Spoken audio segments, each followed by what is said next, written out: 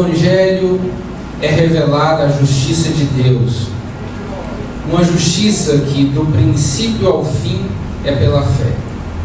Como está escrito, o justo viverá pela fé. Deus querido, a única coisa, ó Pai, que nós precisamos neste momento é da Tua voz, é que o Senhor fale conosco. Se a Tua unção, Senhor, estiver aqui nesse lugar, nada mais é necessário, ó Deus, pois a Tua palavra é viva e eficaz. Nós Te agradecemos, ó Deus, em nome de Jesus. Amém. Os irmãos podem sentar. Vamos, nessa mensagem, falar um pouco sobre algo que aconteceu antes da reforma. Amém? Amém. Vamos falar um pouco sobre a pré-reforma. Vamos falar rapidamente sobre a reforma, que já foi um tema muito explanado pelo pastor Josinaldo na quarta-feira passada, então vamos ser muito breves sobre as colunas da reforma e vamos finalizar com a exposição rápida desse texto, de alguns elementos que tocaram o coração de Lutero quando ele leu essa palavra. Amém? Amém. Glória a Deus. Quando nós lemos essa passagem de Romanos, o apóstolo Paulo, logo após dizer que ele não se envergonha do Evangelho, porque o Evangelho é o poder de Deus. E isso já me aquece o coração. Porque independente de qualquer coisa que a gente fale, independente de qualquer palavra que a gente lance ao vento, independente de qualquer coisa que a gente diga, que a gente pronuncie, o Evangelho, ele é o poder de Deus. E aí se confirma a essência do Evangelho, a natureza do Evangelho, o poder de Deus revelado, o poder de Deus que transforma a vida das pessoas, o poder de Deus que cura as pessoas, o poder de Deus que liberta as pessoas, o poder que salva as pessoas. Geralmente quando falamos de poder, a gente lembra imediatamente do movimento, mas não é só desse poder que nós estamos falando. Nós estamos falando do poder salvífico e transformador que o Evangelho produz na vida das pessoas. Nós lemos essa mesma passagem em várias versões, várias traduções. A que eu li junto com os irmãos foi a versão NVI, mas a versão corrigida ela é mais curta, ela é mais objetiva e bem interessante. Porque nele se descobre a justiça de Deus de fé em fé, como está escrito, mas o justo viverá pela fé. A versão viva tem duas versões interessantes, a versão palavra viva e a versão viva. Elas trazem traduções semelhantes, mas que mostram algo mais, uma interpretação mais profunda desse texto. Na versão Palavra Viva do Novo Testamento diz o seguinte: pois nas boas notícias é revelado, presta atenção nisso aqui, pois nas boas notícias é revelado como Deus faz pessoas justas aos olhos dele, por meio da justiça que vem dele, e isto é realizado do princípio ao fim pela fé. Ou seja, quando o apóstolo diz que, porque no Evangelho é revelado a justiça de Deus, o que ele está dizendo é o seguinte: que Deus nos torna justos aos olhos dele. Ele nos faz, ele nos justifica para nos tornarmos justos aos olhos dele mesmo. É como se ele estivesse nos livrando das próprias mãos dele. É como se ele dissesse: eu tenho o poder de condenar a todos, eu posso lançar todos no inferno sem distinção nenhuma, porque eu sou soberano, eu posso fazer isso. Mas eu decido justificar aqueles que creem e torná-los justos diante de mim mesmo.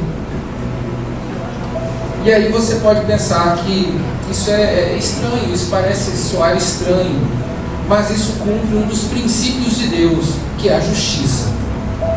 Deus, ele é justo, inegavelmente justo. E por isso foi necessário que Jesus Cristo morresse, para que uma dívida fosse paga, uma dívida de sangue. Mas nós vamos ver isso mais adiante. Glória a Deus. A palavra que Paulo está citando, na verdade, não é dele. Ele fez uma citação do profeta Abacuque. Então, se vocês abrirem a Bíblia de vocês, no livro do profeta Abacuque, no capítulo 2, no versículo 14, você vai encontrar essa referência, que o justo viverá pela fé. E ele repete essa mesma palavra quando ele escreve para os Gálatas. Então, Paulo era um leitor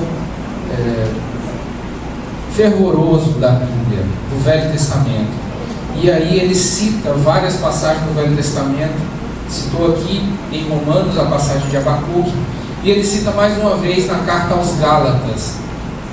No caso de Romanos, ele está falando da fé, da justificação pela fé, e por isso ele cita essa referência. No caso dos Gálatas, eu acho que ele está fazendo mais uma menção àquilo que o Velho Testamento trazia, porque os Gálatas entraram por essa linha de seguir o que o Velho Testamento dizia. Então ele vai defender a fé da nova aliança, usando a velha aliança, usando os textos do Velho Testamento para confirmar a fé que salva. Amém? Glória a Deus. Quando nós vamos falar sobre reforma protestante, sempre vem à mente a pessoa de Martinho Lutero. Mas nós não podemos esquecer de alguns homens que deram as suas vidas, que viveram um pouco antes dele, quase 100 anos aproximadamente antes de Lutero. Eu vou citar pelo menos 3 nomes de pré-reformadores que fizeram grandes obras antes da reforma, que foram um princípio de reforma, foram o início da reforma, mas eles morreram antes de levar adiante essa reforma. Eles não conseguiram fazer a reforma acontecer de fato como Lutero fez. O primeiro desses homens se chama John Wycliffe. Ele era inglês. Ele foi um homem muito piedoso, muito temente a Deus. Ele era um frade.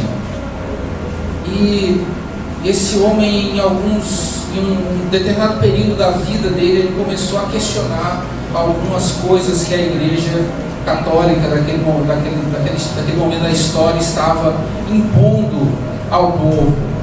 Wycliffe, ele também escreveu algumas teses. No caso dele foram apenas 18. Lutero escreveu 95, mas boa parte delas fala basicamente sobre a mesma coisa. Então, Wycliffe, ele foi um homem que traduziu a Bíblia para o inglês. Geralmente naquela época quase tudo era escrito em latim. Então nem todo mundo sabia ler latim, só as pessoas mais eruditas e o clero. Então ele se propôs a traduzir a Bíblia da versão Vulgata, da versão na língua latim para o inglês, para que outras pessoas pudessem ter acesso também à palavra de Deus. Isso foi algo tremendo, isso foi algo maravilhoso, porque as pessoas podiam ter acesso à palavra de Deus que antes não tinham. Elas podiam ler a Bíblia e antes elas não podiam, elas não entendiam o que estava escrito, porque estava escrito em outro idioma.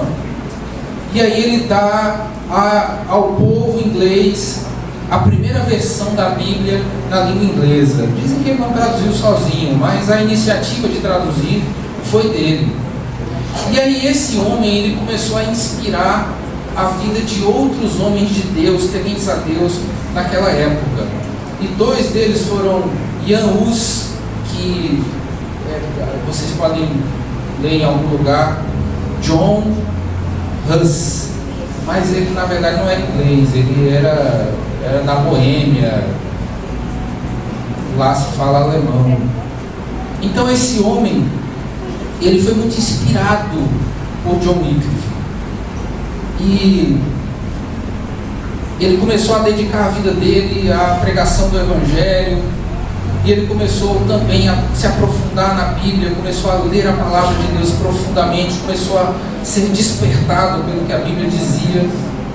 E aí, no primeiro caso, o Wycliffe, ele tinha amigos influentes, a igreja não conseguiu matá-lo. Mas os dois casos seguintes, eles foram mortos, eles foram queimados vivos numa fogueira. E no caso de John Hus, enquanto ele queimava, ele cantava um hino ao Senhor que dizia: Jesus, filho de Davi, tenha misericórdia de mim. Durante a sua execução, ele louvava a Deus. John Wycliffe morreu de um problema cardíaco, ele teve um derrame e morreu. Mas mesmo depois de morto, a igreja ainda ordenou que os ossos dele fossem retirados do túmulo e que ele fosse queimado em praça pública.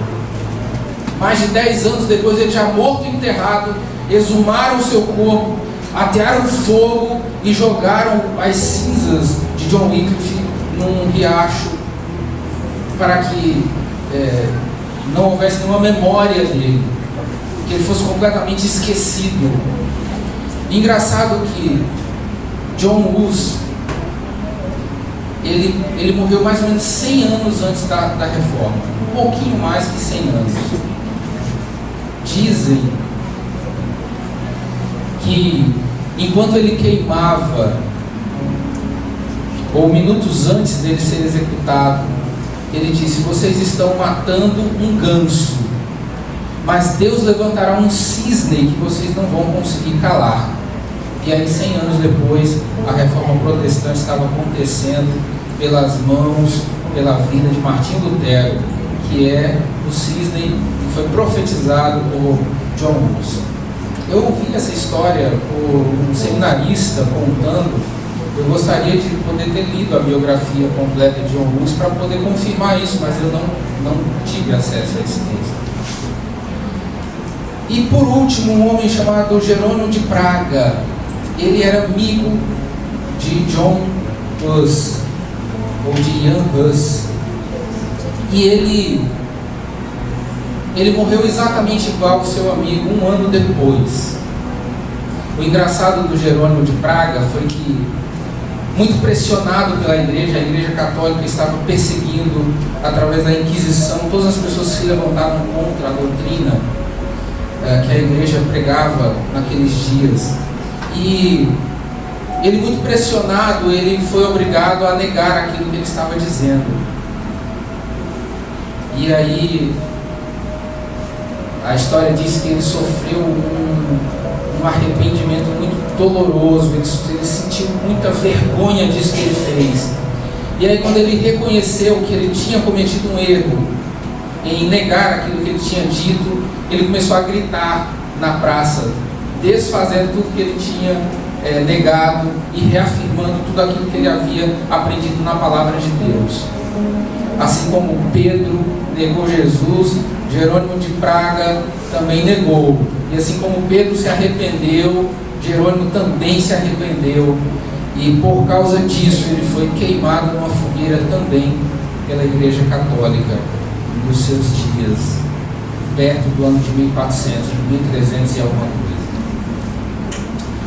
Esses 3 homens deram a vida deles por amor do Evangelho, pela palavra de Deus, para viver aquilo que a Bíblia ensina, muito antes de Lutero. Lutero foi um homem que fez coisas semelhantes a esses e também quase foi morto. Tentaram matar várias vezes Lutero e não conseguiram, porque ele tinha amigos muito importantes, ele tinha muitas amizades influentes na Alemanha e ele conseguiu se proteger disso e levar a reforma adiante. Esses homens que tentaram fazer a reforma 100 anos antes, eles não conseguiram, eles foram mortos, eles deram a vida deles como uma oferta ao Senhor. Quando Lutero inicia a reforma, ele resume toda a reforma em 5 pontos. Mas desses 5 pontos eu considero só um realmente indispensável. Todos eles são muito importantes, Os 5 solas que Lutero escreveu ou defendeu como colunas da Reforma são todas importantes, igualmente. Mas um se destaca dos demais. 5, como foi dito pelo pastor Josinaldo na quarta-feira passada, sola fide, que quer dizer só a fé. E aí isso cai muito bem no texto que nós escolhemos aqui para pregar nessa noite. Porque o justo viverá pela fé. Amém? Então, Lutero estava dizendo que apenas a fé era o pré-requisito necessário para a salvação. Que nenhuma indulgência, que nenhum valor, nada poderia ser pago, nada poderia ser acrescentado para que alguém fosse salvo se essa pessoa não tivesse fé. E aí, o maior exemplo disso é o patriarca Abraão, que antes da lei, antes de qualquer doutrina, antes de qualquer dogma, ele simplesmente creu. E Deus considerou que isso era uma coisa justa e o justificou. Então, só a fé. A proposta de Lutero, quando ele diz só a fé, era mais do que simplesmente ressaltar a fé como algo importante, necessário para a vida cristã. Na verdade, o que ele estava querendo dizer é que ele estava querendo combater a principal doutrina da igreja naquela época, que era a seguinte: o Papa determina quem será salvo ao seu bel prazer e pronto. Às vezes eles davam perdão com data de validade. Você tem 1 ano de perdão, então pode fazer o que você quiser nesse 1 ano daqui para frente, que você vai para o céu do mesmo jeito. E as pessoas compravam relíquias, elas compravam pedaços de espinhos da coroa de Jesus, os ossos do santo tal, a chinela do santo não sei quem. E aí esses objetos, eles acreditavam que poderia salvar a pessoa, que a pessoa poderia ser salva a partir dessa aquisição. E aí eles compravam aquilo e se consideravam salvos, e eles não se importavam com a conduta, com a vida pessoal. Era irrelevante, porque ele tinha um documento que autorizava ele para o céu, dado pela igreja. Hoje a gente vê isso e acha isso ridículo, mas as pessoas naquela época acreditavam nisso. E aí ele diz: sola fide, só a fé. Você não pode comprar a salvação, você não pode negociar a salvação, você não pode acrescentar nada à tua salvação, só a fé. E aí ele diz: sola gratia. O que ele está querendo dizer é só a graça. A tradução disso do latim para o português é só a graça. E a graça é um favor que vem de Deus, que não depende do merecimento ou não de quem recebe. Senão seria mérito e não graça. Coloque uma coisa na sua cabeça: por mais bonzinho que você seja, você não merece ser salvo. Ninguém merece o céu. O salmista Davi diz: não há quem faça o bem. O céu é muito precioso. Só o sangue de Jesus Cristo tem o poder para pagar esse preço. Se você acha algumas coisas na terra valiosas, como ouro, diamantes, rubis, coisas desse tipo, entenda que todas essas coisas acabam, todas essas coisas têm fim. E as coisas do céu são eternas, elas não têm fim. Se você acha muito caro uma joia, imagine aquilo que há no céu. Então só a graça de Deus alcançando o homem pode levá-lo à salvação. E a terceira sola, que eu considero a mais importante, é nela que nós vamos nos ater: sola Escritura. nós vamos voltar para a sola escritura, vamos ver os últimos 2 solas para voltarmos a esse ponto. O quarto solo é solos Cristos. O que ele está dizendo? Só Cristo salva, só Jesus salva. Ele é o único mediador entre Deus e os homens. Só Ele é o Salvador. Não há nada que ninguém possa fazer para contribuir com a salvação de outro. Só Jesus salva. Se houvesse um único meio de um homem se salvar por si próprio, ele não teria morrido na cruz. Se alguém pudesse salvar a si mesmo, o sacrifício de Jesus Cristo perderia completamente o sentido. Só Cristo salva. Ele concentra em Jesus toda a salvação. E a Bíblia confirma isso em vários momentos, em várias passagens. E naquela época, não muito diferente dos dias de hoje, a igreja romana insistia em que havia outros mediadores. Não, como se o céu fosse uma repartição pública. Você fala com o secretário fala com o assistente fala com o gerente fala com o diretor fala com o superintendente fala com o presidente, até chegar do dono. Mas quando ele diz que só Cristo é o mediador entre Deus e os homens, nós entendemos que Cristo é Deus. Então nós temos acesso a Deus através do próprio Deus feito carne. E por último, soli Deo glória. Só a Deus a glória. Há quem diga que Lutero usou o texto de Apocalipse para defender, embasar esta coluna da reforma. Quando o apóstolo João está tendo a revelação do Apocalipse, João recebe a visita de um anjo que vai lhe mostrar, que vai lhe revelar o que vai acontecer no futuro da igreja e da humanidade. E aí João, espantado com a visão gloriosa do que ele está enxergando diante dele, ele se prostra de joelhos e começa a adorar o anjo.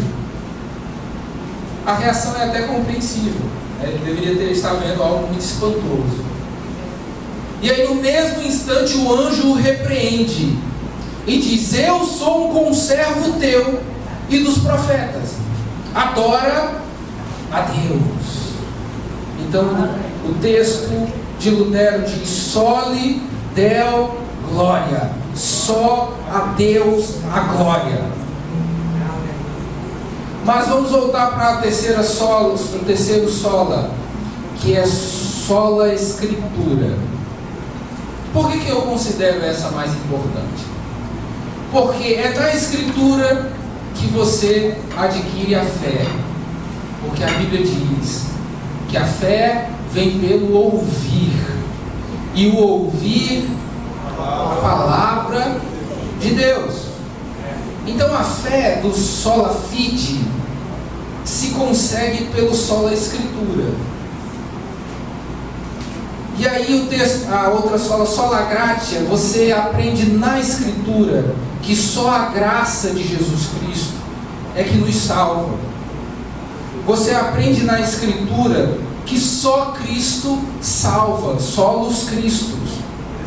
Você aprende na escritura que só Deus é digno de glória.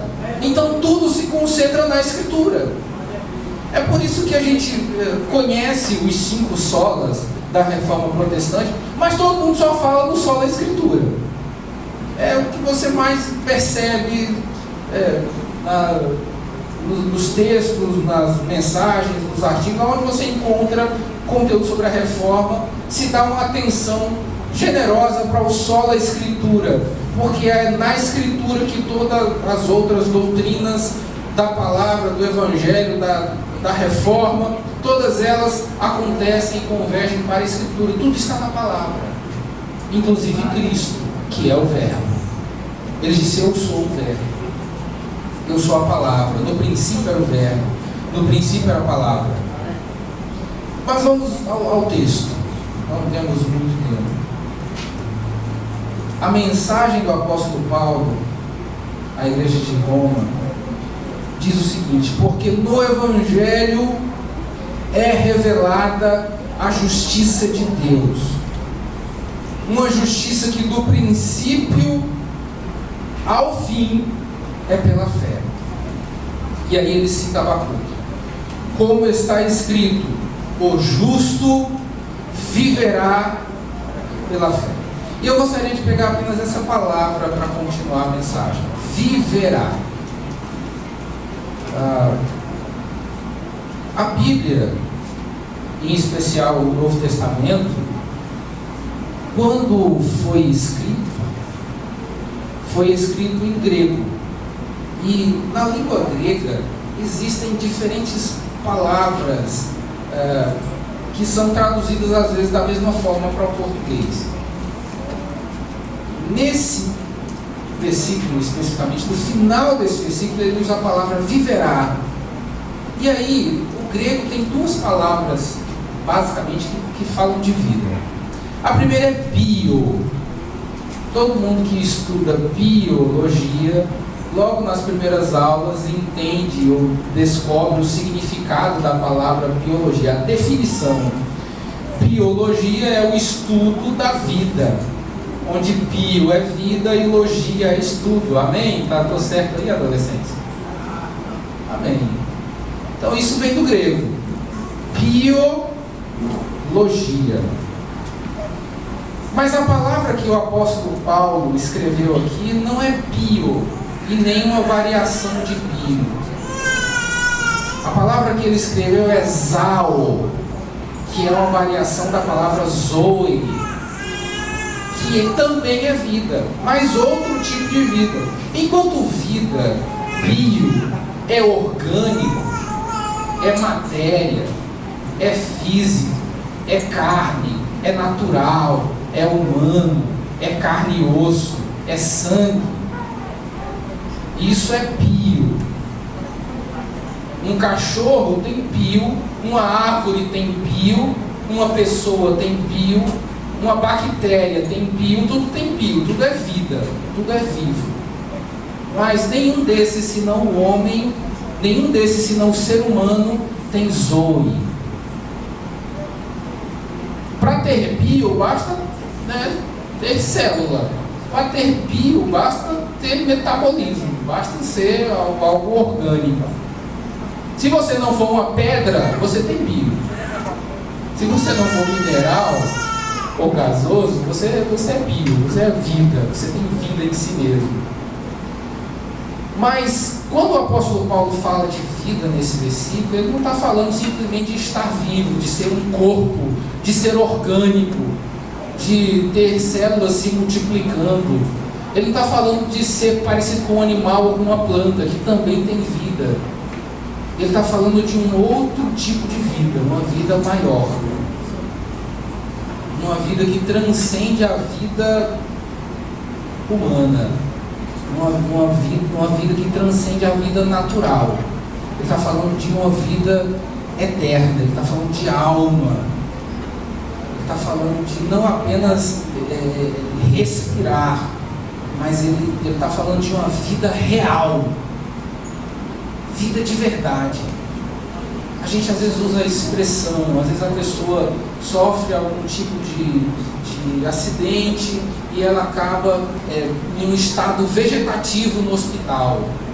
E aí é comum uma frase, se não passar pela nossa boca, mas pelo menos pela nossa mente, né? Isso não é vida. Às vezes passamos por momentos difíceis na vida, passamos por dificuldades, adversidades, e aí cometemos a infelicidade de dizer: isso que eu vivo não é vida.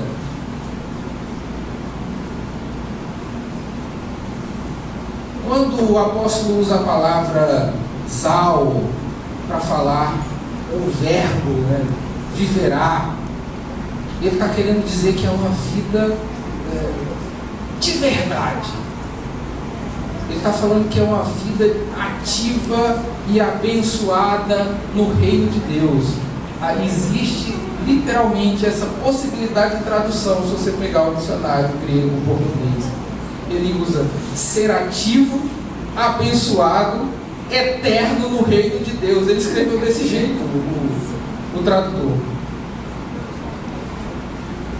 Zal, usado pelo apóstolo Paulo aqui, é um modo de vida. É viver plenamente. É viver de forma completa. É viver de forma abundante. Exatamente aquilo que Jesus Cristo disse. Eu vim para que vocês tenham vida e tenham vida em abundância. Eu vim para que vocês tenham vida, não isso que vocês consideram como vida, mas uma vida de verdade, uma vida que vai além do túmulo, uma vida que vai além do caixão, uma vida que vai além do momento que você dá o seu último suspiro, uma vida que ultrapassa tudo isso. É esse tipo de vida que eu trago para vocês: vida e vida abundante, vida real, vida verdadeira. Eu aposto que quando Lutero leu essa palavra, quando Lutero, não só essa palavra, dizem que ele teve um frenesi mental quando ele leu Coríntios capítulo 13, a primeira carta do apóstolo Paulo aos Coríntios, onde na Vulgata que ele lia, traduziram amor por caridade. E aí quando ele começa a traduzir a Bíblia do grego para o alemão, ele percebe que aquela palavra é muito além do que caridade, porque ele lê naquele texto o vocábulo ágape, e aí ele diz: isso aqui não é caridade só, isso aqui é amor. E aí ele tem esse mesmo, provavelmente ele tem essa mesma euforia na mente dele quando ele lê esse texto e diz: mas o justo viverá, com toda a amplitude que essa palavra viverá admite no seu texto original aqui. O justo viverá pela fé. Quando ele usa o texto a justiça que do princípio até o fim é pela fé, ele está dizendo que toda a trajetória da sua vida, toda a sua existência, toda a sua vida, ela deve ser por fé, ela deve ser guiada pela fé, ela deve ser conduzida pela fé. O apóstolo, escritor da carta aos Hebreus, dizem que foi Apolo, outros dizem que foi Paulo. No capítulo 11 de Hebreus, ele dá uma descrição do que é fé. Abra sua Bíblia em Hebreus capítulo 11.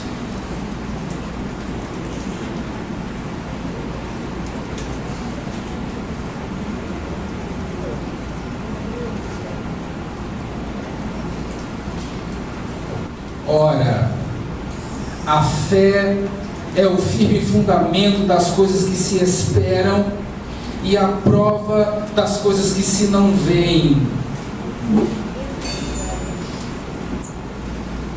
Fundamento é aquilo sobre o qual é construído alguma coisa. Então ele está dizendo que a fé é um fundamento, a fé é um alicerce, a fé é uma base. A fé é o firme fundamento das coisas que se esperam. Aquilo que nós aguardamos estão fundamentados, estão alicerçados sobre a fé. E ela é a prova das coisas que se não veem. Ou seja, geralmente uma prova, as pessoas do direito podem até me ajudar nisso. A prova geralmente é algo material ou não, que serve como um elemento que condena ou absolve uma pessoa que está sob julgamento. Então tem as provas de acusação, as provas de defesa, e essas provas são usadas para o réu. a pessoa que está no banco dos réus, a pessoa que está que cometeu ou está sendo acusado de ter cometido algum crime. Eu vou simplificar aqui para o criminoso, que somos todos nós. Então, nós criminosos que somos, temos na fé a prova da nossa inocência, a prova da nossa libertação, a prova do nosso inocentamento no tribunal de Deus. É a fé que prova as coisas que nós ainda não vemos, as coisas que estão no céu, aquilo que o apóstolo Paulo diz que o olho nunca viu e jamais subiu ao coração do homem. É isso que nos espera na glória, é isso que nos espera no céu. A fé é a prova das coisas que se não veem. Aquilo que eu não estou vendo, aquilo que não é possível enxergar, aquilo que está além do meu alcance, isso se concretiza através da fé. Que o Senhor nos conceda graça, fé, Escritura, Cristo e Deus na nossa vida, que são as 5 colunas da reforma. Que nós possamos ter essa vida abundante dentro de nós, essa vida que ultrapassa a vida que você conhece, essa vida que vai além da vida que nós conhecemos, e que Ele nos faça justos do começo ao fim, como disse o apóstolo Paulo, pela fé, firmados na fé, que é o único fundamento que nós temos na esperança em Cristo. Que o Senhor nos abençoe, nos conceda mais da sua graça. Amém? Amém. Senhor amado, neste momento, na tua presença, Deus, muito obrigado por tudo. Deus, pela tua palavra, Deus, falou conosco profundamente, nos ensinando, Pai, que possamos guardar em nossos corações. Deus, nos pede paz, nos leva, Pai, tranquilo para os nossos lares. Protege do homem mau, do homem perverso, do homem sanguinário, Deus. Nos dá a noite, Pai, na tua presença. Nós te damos graças em nome de Jesus, que vive e reina para todos sempre. O amor de Deus, o nosso Pai amado, a graça salvadora e redentora de Jesus Cristo, seu Filho, a comunhão e as doces consolações do Espírito Santo de Deus sejam conosco, hoje e por toda a eternidade. A igreja do Senhor diz: Amém. Salve, Senhor, Pai, Senhor.